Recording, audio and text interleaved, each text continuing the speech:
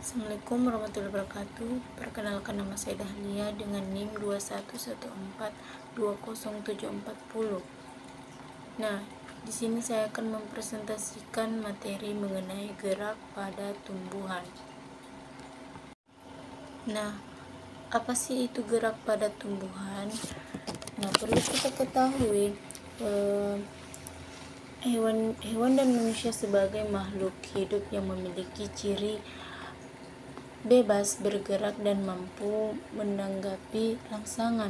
Nah, gerak pada tumbuhan ini disebabkan karena rangsangan yang diterima oleh plasmodermata, rangsangan yang selalu bekerja pada sistem mesin yang menjadi bagian tumbuhan dan bagian yang menerima reseptor.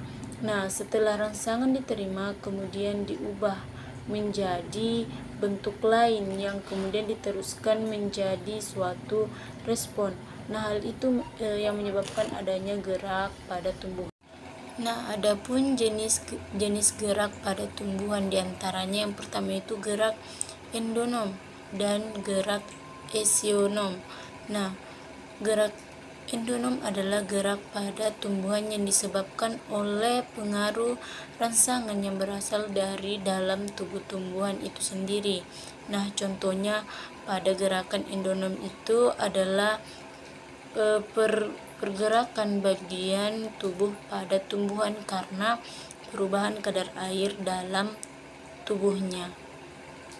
Nah, adapun gerak pada esionom, adalah gerak pada tumbuhan yang disebabkan oleh pengaruh rangsangan yang berasal dari lingkungan luar.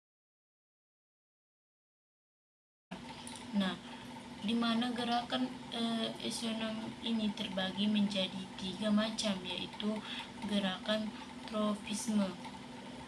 Nah, gerakan tropisme ini adalah gerakan pada yang arahnya yang dipengaruhi oleh arah rangsangan, di mana gerakan tropisme ini dibagi lagi menjadi 2 bagian, yaitu gerakan tropisme positif dan gerakan tropisme negatif.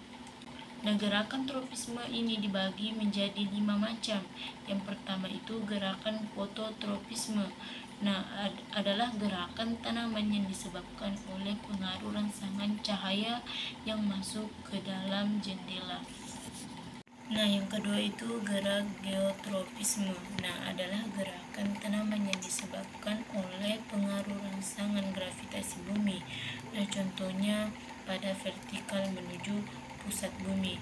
Nah, yang ketiga itu gerak hidrotropisme. Nah, gerak ini adalah gerakan tanaman yang disebabkan oleh pengaruh stimulasi dari sumber air. Nah, yang keempat itu gerak kemotropisme.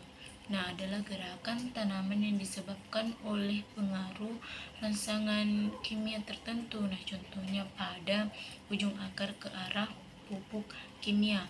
Nah, yang kelima itu gerak tikmotropisme. Nah, yang sering disebut dengan haptotropisme. Nah, adalah gerakan tanaman yang disebabkan oleh pengaruh rangsangan sentuhan atau persimpangan. Nah, contohnya adalah gerakan memutar di ujung sulur tanaman yang seperti yang terjadi pada buah anggur, semangka, dan lain-lain. Nah, selanjutnya gerakan esionom yang kedua yaitu gerakan nasti. Nah, gerakan nasti ini adalah gerakan yang pada tanaman yang arahnya yang tidak dipengaruhi oleh arah rangsangan yang datang. Nah, atau gerakan ini dapat terjadi secara acak. Nah, di mana gerakan nasti ini terbagi menjadi 5 macam. Yang pertama itu gerakan fotonasti. Nah, gerakan ini adalah gerakan yang disebabkan oleh pengaruh rangsangan cahaya, contohnya pada gerakan bunga mekar pada siang hari dan akan menutup pada malam hari. Nah, yang kedua itu gerakan niktinasti. Nah, gerakan ini disebabkan oleh pengaruh rangsangan gelap. Nah, contohnya gerakan salah satu jenis mekar di malam hari. Nah, yang ketiga itu gerakan tikmonasti. Nah, gerakan ini disebabkan oleh pengaruh atau getaran sentuhan, contohnya pada daun putri malu yang ketika disentuh akan cenderung menutup. Nah, yang keempat itu gerakan termonat. Nah, gerakan ini disebabkan oleh stimulasi suhu, contohnya pada tulip yang akarnya ketika suhu sekitar naik dan akan menutup ketika suhu menurun. Nah, yang kelima itu gerakan pada nasti yang kompleks. Nah, adalah gerakan yang disebabkan oleh pengaruh rangsangan berganda sekaligus. Nah, adapun gerakan esionim yang ketiga itu yaitu gerakan taksis. Nah, gerakan taksis ini adalah gerakan pada tanaman atau bagian tanaman yang arahnya dipengaruhi oleh stimulus yang akan datang. Nah, pergerakan taksis ini terbagi menjadi dua bagian, diantaranya yang pertama itu gerakan fototaksis.